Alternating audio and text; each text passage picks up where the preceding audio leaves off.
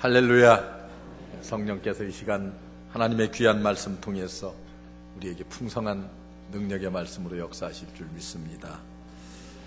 우리가 이 세상을 살아가다 보면은 수없이 많은 죄의 유혹을 받게 되고, 그리고 또 죄에 우리가 노출될 뿐만이 아니라 그 죄를 범하며 살 때가 얼마나 많은지 모릅니다.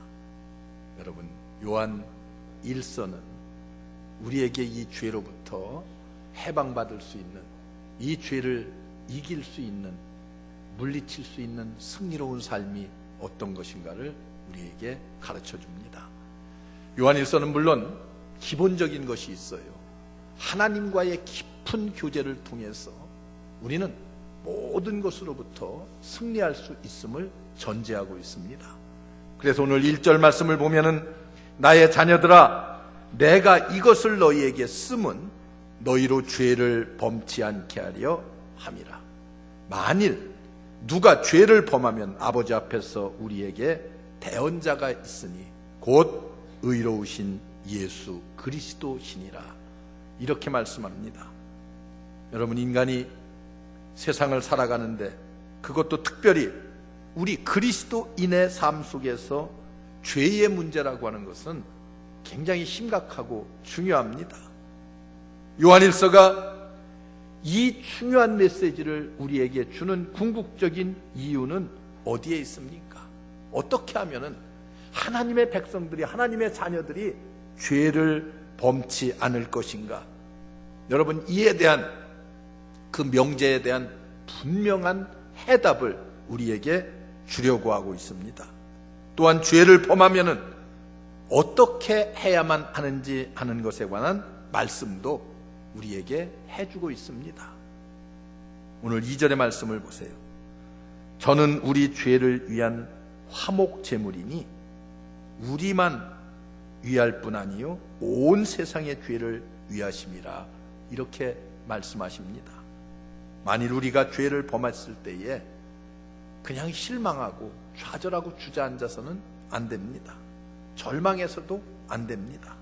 성도가 죄를 범했을 때는 여러분, 그 죄의 모든 문제를 해결해 줄 수 있는 분이 계시는데, 그분이 곧 예수 그리스도시니라. 이렇게 우리에게 말씀해 주고 있습니다. 그렇기 때문에 우리의 모든 문제의 해결자 되시는 예수 그리스도 앞에 우리가 나오기만 하면 됩니다. 그렇다면 이 예수님은 죄범한 인간들에게 어떤 분이신가? 여러분, 오늘 말씀을 보면은 두 가지로서 우리에게 말해주고 있는데, 그 하나는 예수님은 우리의 대언자가 되신다. 그렇게 말씀하십니다. 우리의 대언자가 되신다. 또 하나는 우리의 화목 제물이 되시었다. 그렇게 우리에게 말씀하십니다. 대언자 되시고, 그리고 화목제물 되시는 그리스도로 말미암아서 우리는 예수 그리스도 안에서 모든 죄의 문제를 해결할 수가 있습니다. 오늘 주님 앞에 나온 사랑하는 성도 여러분, 우리의 대언자 되시고 우리의 화목제물이 되시어서 우리의 모든 죄를 대속하신 예수 그리스도로 말미암아 진정한 구원의 기쁨과 참된 승리를 맛보는 여러분들 되시기를 주의 이름으로 축원합니다. 오늘 그 첫째를 보세요. 예수님은 대언자이십니다. 여기 대언자라고 하는 말은 제가 여러분들에게 수없이 말씀을 드렸어요.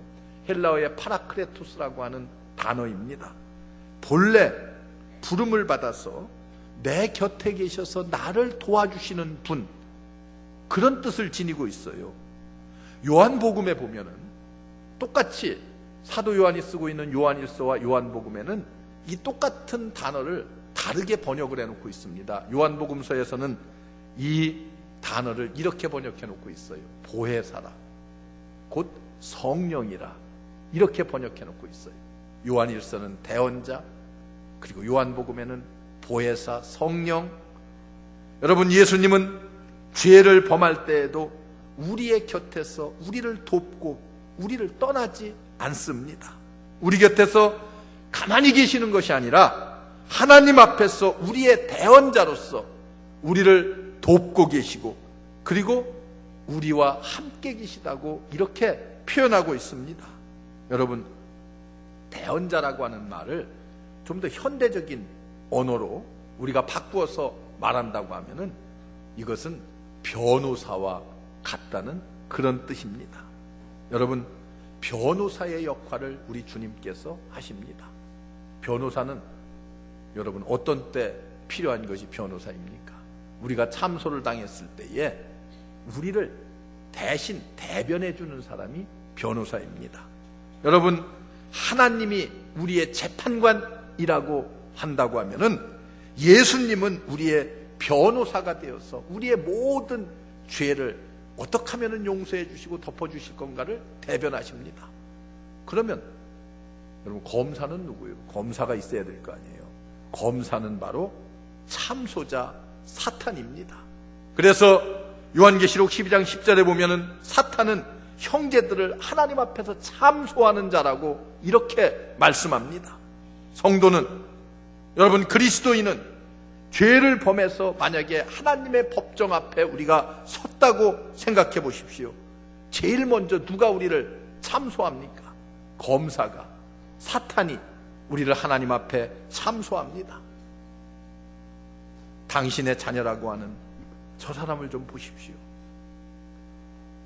구원받았다고 간증하며 기뻐하던 저 사람의 저 죄를 짓고 저 초라한 모습을 한번 보십시오.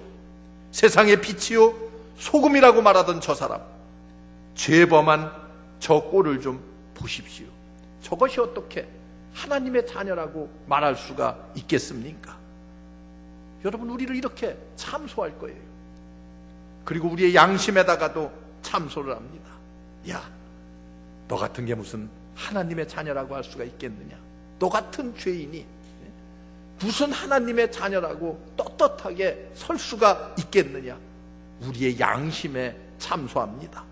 그래서 우리 스스로가 어떻게 해요? 아, 그래, 나 같은 게 무슨 하나님의 자녀가 될 수 있어. 말만 그리스도인이지 죄를 범했는데. 그렇게 해서 우리를 어떻게 해요? 낙심시키고 좌절시키고 주저앉게 만듭니다. 여러분, 우리가 죄를 범할 때에 가장 중요한 문제가 바로 이 문제입니다. 하나님과 나 사이를 의심하게 만들고 그리고 모든 삶을 자포자기하게 만들어버립니다. 그러나 예수님은 어때요? 이런 우리들에게 대언자가 되시어서 하나님 앞에서 우리를 변론해 주십니다. 변론을 통해서 하시는 역할이 뭐예요? 우리로 하여금 다시 힘을 얻게 하고 다시 소생하게 하고 우리를 다시 새롭게 만드는 그 일을 우리 주님께서 하십니다. 여러분, 사실 우리가 죄를 범할 때 갖는 마음들이라고 하는 것이 어떤 것들입니까? 우리가 염치가 있어야지 하나님 앞에, 그런 생각 갖게 만들어요. 또 어떻게 내가 감히 하나님 앞에 용서를 빌 수가 있어? 여러분, 그러나 자백하지 않는 순간부터, 하나님 앞에 우리의 모든 죄가를 내놓지 않는 그 순간부터 인간은 어때요? 무너지기 시작합니다.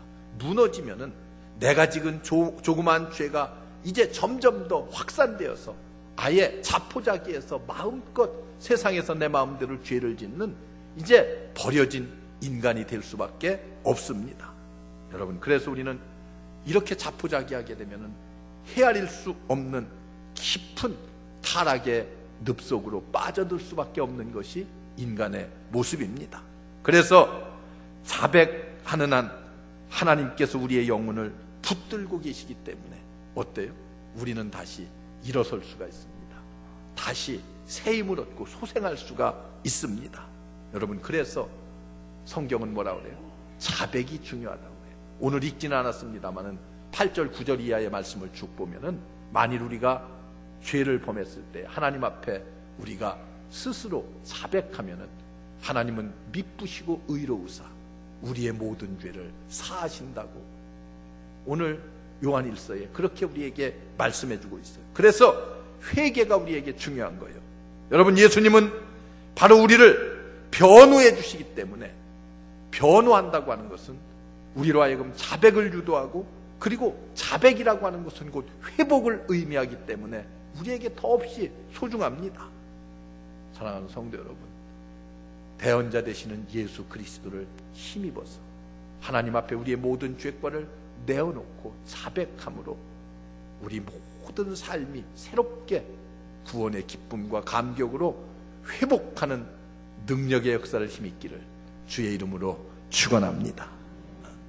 여러분, 두 번째는 오늘 말씀 가운데 예수님은 무엇가 되시느냐? 화목제물이 되십니다.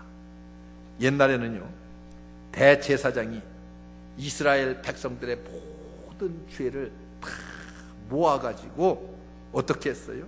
죄의 용서를 빌 때에 속죄소 앞에 나아갔습니다. 그래서 속죄제를 드려요. 여러분, 속죄소는 지성소 안에 있기 때문에 이스라엘 백성들의 모든 죄를 제사장이 다 위임을 맡습니다. 죄를 다 위임 맡아서 그 죄를 짊어지고 담당하고 장막 안으로 들어갑니다. 들어가면 거기에 성소와 지성소로 나뉘게 되는데, 중요한 성소를 향해서 먼저 나아가요. 백성들은 지성소 안에는 들어갈 수가 없습니다. 대제사장 홀로 지성소에 들어가서 하나님께 우리의 모든 죄를 아뢰고 짓고 해요. 그리고 그 죄의 문제를 모두 다 해결해 줍니다. 이게 죄 해결의 방법이요, 문제 해결의 열쇠였습니다. 여러분, 지성소 안에 들어가면은 제일 앞에 있는 것이 무엇인가 하면은 언약궤가 있습니다. 쉽게 얘기하면 법궤가 있어요. 여러분, 그런데 이 법궤 속에는 무엇을 보관하고 있었습니까? 그 법궤 속에는 깨어진 돌비판이 들어있었어요. 모세가 시내산에서 하나님의 율법을 받아가지고 내려왔어요. 내려왔더니 아론이 백성들과 더불어서 금송아지를 만들어 놓고 좋다고 절하고 숭배하고 춤을 추고 있었어요. 모세가 너무 화가 났어요. 그래서 그 돌판을 집어던졌습니다. 그래서 돌판이 깨어졌어요. 그런데 그 깨어진 돌비판을 법궤 속에 보관하라고 그랬어요. 왜? 하나님께서 무슨 메시지를 우리에게 주기 위해서 그걸 보관하라고 하셨습니까? 하나님이 허락하신 그 율법을 범했던 이스라엘 백성들의 파괴의 범죄, 범법의 모든 범죄, 깨어진 돌비판을 바라보면서 과거에 지었던 그런 죄들을 머릿속에 연상하면서 다시는 그런 죄를 범하지 말아라. 여러분, 하나님께서 우리에게 그런 메시지를 이 법궤 속에 담겨진 깨어진 돌비판을 통해서 우리에게 주고 있습니다. 그 다음에는 아론의 쌍난 지팡이를 보관하라고 그랬어요. 여러분, 백성들 간의, 지도자들 간의 싸움이 일어났습니다. 12지파를 대표해서 아론을 하나님께서 세웠음에도 불구하고 그것을 인정하지 않았어요. 그래서 하나님께서 12지파에게 12개의 지팡이를 각자 하나씩 갖다 놓으라고 그랬습니다. 지팡이를 가져다가 위와 아래를 다 잘라버렸어요. 그렇게 해놓고 그것을 하루가 지난 다음 보니까 유독 아론의 지팡이에서만 싹이 났습니다. 그리고 꽃을 피웠어요. 그래서 하나님께서 아론을 세웠다고 하는 그 권위를 인정해 주시고 입증해 주셨습니다. 그리고 하나님은 그 지팡이를 법궤 속에다 갖다 넣으라고 명령하셨습니다. 이게 무엇입니까? 하나님의 세우신 권위에 대한 도전, 항거. 여러분, 이것이 인간이 가장 잘 범하는 죄 가운데 하나이기 때문에 그렇습니다. 하나님의 법을 어기는 범법행위, 그리고 하나님의 권위에 대한 도전. 하나님께서 처음 인간을 창조하셨을 때 아담과 하와를 창조하셨어요. 아담과 하와가 범한 죄가 무엇입니까? 하나님의 권위에 대한 도전이었습니다. 하나님께서 하지 말라는 것을 했어요. 선악과를 따먹었어요.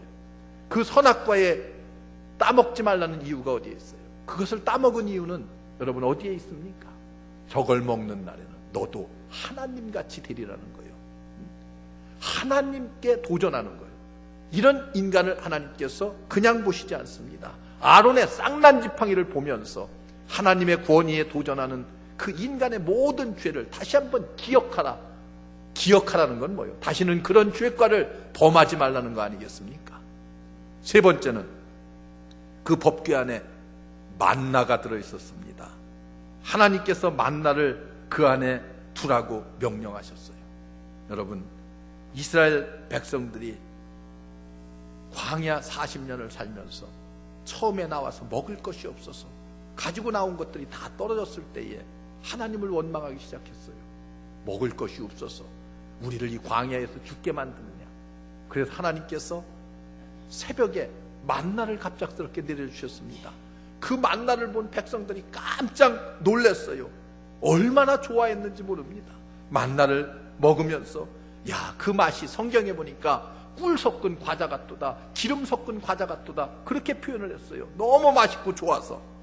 여러분, 그런데 사람의 마음이라는 것이 참 요상해요. 그걸요 10년 먹고 20년 먹다 보니까 이제 실증이 나기 시작을 했습니다. 실증이 났어요. 그래서 이제 불평하기 시작합니다. 야, 차라리 애굽에서 종노릇하면서 거기 뭐 형편없는 식사지만은 그래도 애굽 사람들이 주었던 그것이 더 낫지 않았겠느냐, 그런 마음들이 자꾸 들기 시작했어요. 과거의 애굽의 삶을 그리워하기 시작했습니다. 그리고 불평을 했어요. 여러분, 그렇게 하나님께서 주신 축복의 산물인 만나가 기쁨이 아니라 이제는 뭐가 됐어요? 불평의 대상이 되었습니다. 그 후에 백성들은 결정적으로 하나님께 이렇게 말해요. 박한 식물을 우리가 싫어하노라. 하나님께 주신 만나를 박한 식물이라고 하면서 우리가 그것을 싫어한다고 표현했습니다.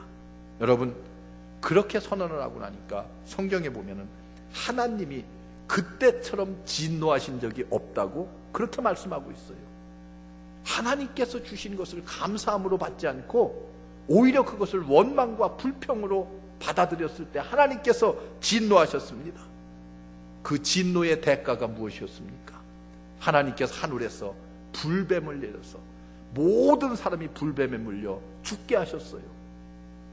그게 뭐예요? 만나를 불평한 사람들에게 하나님께서 내린 징계였습니다. 여러분, 하나님이 허락하신 축복의 만나를 오히려 원망의 대상으로 삼은 이 범죄가 만나를 바라볼 때마다 다시 기억하라는 거예요. 하나님이 주신 축복, 언젠가는 좋아서 기뻐하면서 언젠가는 그것으로 인해서 불평하며 불만하는 우리의 삶이 아닙니까? 우리가 범하는 죄 가운데 하나입니다. 여러분, 하나님이 우리에게 주신 것, 축복하신 것, 그걸 가지고 얼마나 원망하며 살고 있습니까? 나는 안 그런 것 같아요? 한번 돌이켜보세요. 하나님께서 내게 주신 환경, 나는 왜 이럴까? 내 삶은 왜 이럴까? 원망해 본 적 없습니까? 하나님께서 내게 주신 내 아내, 내 남편, 내 자식, 여러분 원망해 보지 않았어요? 내 자식은 왜 저 모양이야? 이놈 자식은 왜 이렇게 속을 새겨? 차라리 웃는 게 무자식이 상팔자 같다, 이런 얘기 해본 적이 없어요? 여러분 생각해 보세요. 그 아이를 낳았을 적에는 아들 낳았다고 기뻐하며 즐거워하며 어쩔 줄 모르고 자랑하며 그러던 분들이 감사가 다 사라졌어요. 여러분, 자녀가 없어서 눈물을 흘리는 그런 분들 한번 생각해 보세요. 하나님이 주신 산물은 감사한 거예요. 그것이 내 아내건, 그것이 내 남편이건, 그것이 내 자녀건, 하나님이 주신 재능이 있어요. 내게 주신, 하나님이 주신 달란트가 있습니다. 여러분, 이런 달란트를 얼마나 감사하며 살았어요. 나는 왜 이렇게 가진 것도 없고 재능도 없을까 불평하지 않았습니까? 여러분, 각자에게 하나님께서 맡겨주신 재능들이 있습니다. 여러분, 그것에 대해서 얼마나 감사했어요. 하나님이 내게 주신 직장, 하나님께서 내게 주신 사업의 터전들, 이런 것들을 놓고 얼마나 감사했습니까? 감사할 조건이 너무나 많은데 감사할 조건을 우리는 오히려 원망으로, 불평으로 변화시켜 놓지는 않았습니까? 여러분, 주목할 것은 법궤를 들여다보는 사람들은 다 그 자리에서 죽고 말았어요. 그런데 우리 주님께서 이 땅에 오셔서 우리의 화목 제물이 되셨습니다. 백성의 모든 죄를 소나 양이 제물이 되어서 여러분 그 법궤를 바라볼 수 없는 제사장만이 바라볼 수 있는 그것을 다 덮었어요. 그래서 우리의 죄과를 다 도말하셨습니다. 그런데 예수 그리스도의 보혈은 이 땅에 오셔서 십자가 위에서 단 한 번 흘린 보혈, 여러분 이 그리스도의 보혈은 우리의 모든 죄를 덮을 뿐만이 아니라 우리의 죄를 다 깨끗이 씻어 없게 하십니다. 해마다 드려야 되는 속죄의 제사가 아니라 단 한 번 하나님 앞에서 십자가 위에서 흘리신 예수 그리스도의 보혈이 우리의 모든 죄를 다 씻어주십니다. 여러분 이것은 우리가 예수 그리스도를 구주로 믿고 신뢰했을 때에 어린 양의 피로 말미암아 우리의 죄는 다 도말되었습니다. 이 얼마나 놀라운 축복이에요. 여러분 이 축복이 얼마나 감사하며 살고 있습니까? 나를 대속하신, 나를 위해서 하나님과 나 사이에 화목 제물이 되신 예수 그리스도의 이 놀라우신 구속의 은혜, 여러분 이 구속의 은혜에 얼마나 감사하며 우리가 이 세상을 살고 있습니까? 여러분 그렇다고 하면은 이제 또 한 가지 중요한 것이 있습니다. 죄를 범하지 않으려고 하면은 우리는 어떻게 해야 됩니까? 죄를 범하면은 해결책이 있으니까 어떤 사람들은 그래요. 죄를 범해도 괜찮다. 예수께서 다 용서해 주시는데 해결책이 다 있지 않느냐? 그렇게 말하는 사람들이 있어요. 참 성경도 요상하게 받아들이는 사람들이 참 많아요. 자기 편한 대로. 여러분 우리는 죄로부터 승리할 수 있는 참된 비결이 있습니다. 그 비결을 오늘 말씀이 우리에게 가르쳐주고 있어요. 오늘 말씀 5절 6절을 보면은 거기에 키포인트는 주 안에 거하라는 말입니다. 주 안에 거하라.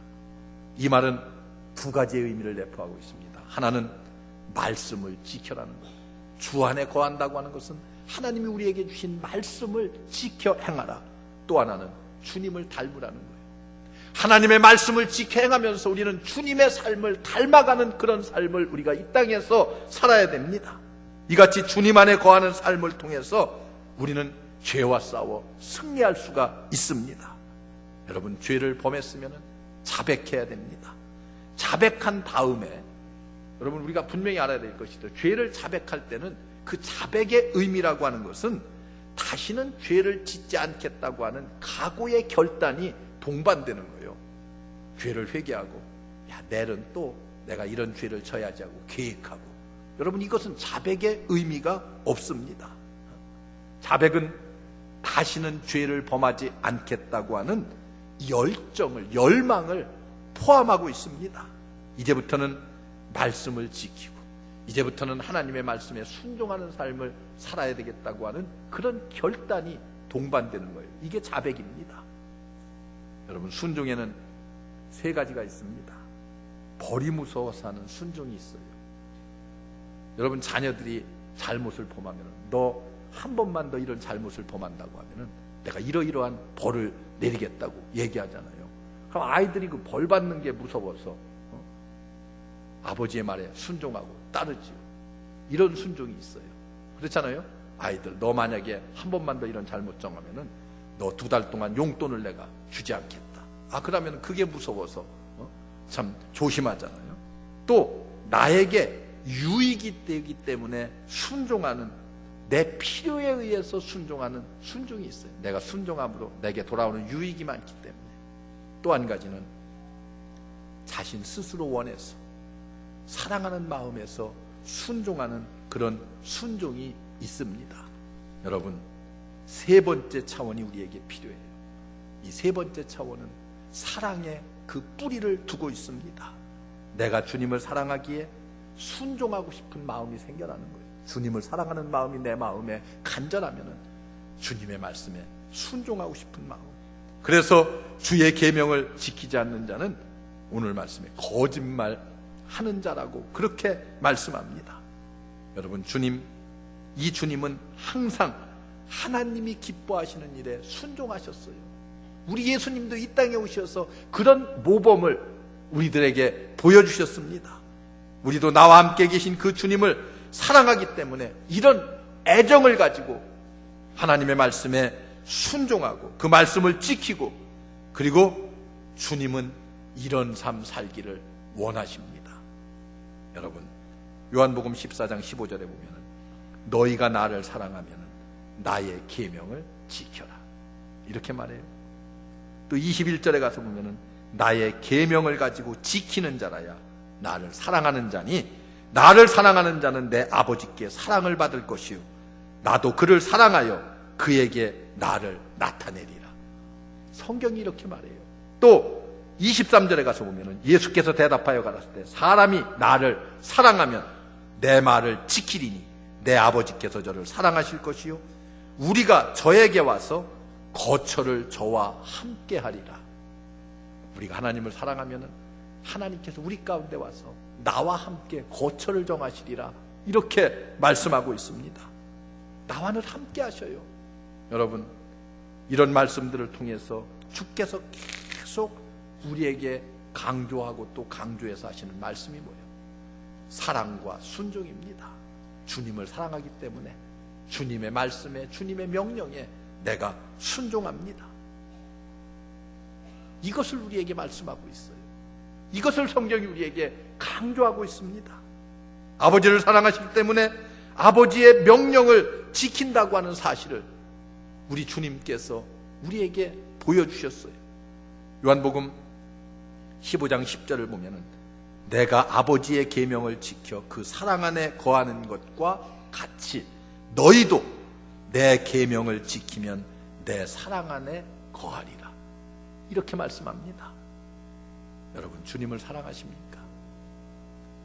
주님 사랑함으로 주님 기쁘시게 하기를 마음속으로 원하고 계십니까? 그렇다고 하면 죄를 이겨야 됩니다. 죄를 이기는 방법, 단순히 이렇게 사는 것이 옳다고 하는 얽매인 감정에 의해서 행하는 것이 아니라 참으로 내가 주님을 사랑하기 때문에 주님 안에 거하려고 하고 주님을 닮아가기 때문에 주님의 명령에 순종하는 그런 삶을 사는 것. 여러분, 주님의 명령과 사랑을 위해서, 사랑하기 위해서 말씀을 통해 주님을 닮으려고 하는 계속적인 노력이 필요합니다. 기도를 통해서 주님의 음성을 듣고 묵상을 통해서 주님과의 깊은 사귐이 우리에게 필요합니다. 여러분, 요한일서는 하나님과의 사귐이요, 예수님과의 사귐에 관해서 아주 중요하게 말씀하고 있습니다. 주님과의 깊은 사귐이 있으면 우리는 주님의 말씀을 듣고 주님의 말씀에 순종하며 그리고 그 말씀 안에 거함으로 말미암아서 죄를 이기고 세상을 이길 수가 있습니다. 이것들은 바쁘게 살아가는 현대인들이 어떻게 보면은 점차 잊어가고 있는 것들 가운데 하나입니다. 우리가 바쁘다는 핑계대고 우리가 세상 사람들이 다 그렇게 살고 있는데 그런 마음, 그런 생각 가지고 적당히 잊어가면서 그렇게 살고 있지는 않습니까? 다시 한번 오늘 말씀을 기억하면서 깊이 주님을 묵상할 때에 주님의 인격을 우리가 깊게 닮아갈 수 있을 줄로 믿습니다. 여러분, 내 곁에 계신 주님을 계속해서 상기시켜야 돼요. 아, 주님이 내 곁에 계시구나, 나와 함께 하시는구나. 여러분, 그래서 주님과의 깊은 교제를 통해서 우리가 죄를 범하는 데로부터, 죄로부터 승리해야만 합니다. 우리 모두 죄로부터 예수 그리스도 안에 거함으로 대언자 되시는 예수 그리스도, 화목제물 되시는 예수 그리스도로 말미암아 죄로부터 벗어나고 죄로부터 승리할 수 있는 여러분들 되시기를 주의 이름으로 축원합니다. 기도하겠습니다. 은혜로우신 아버지 하나님, 감사합니다. 수많은 죄의 유혹들이 우리 앞에 도사리고 있습니다. 대언자 되시는 예수 그리스도, 화목제물 되시는 예수 그리스도로 말미암아 이런 모든 죄의 유혹을 물리치고 승리케 하여 주시옵소서.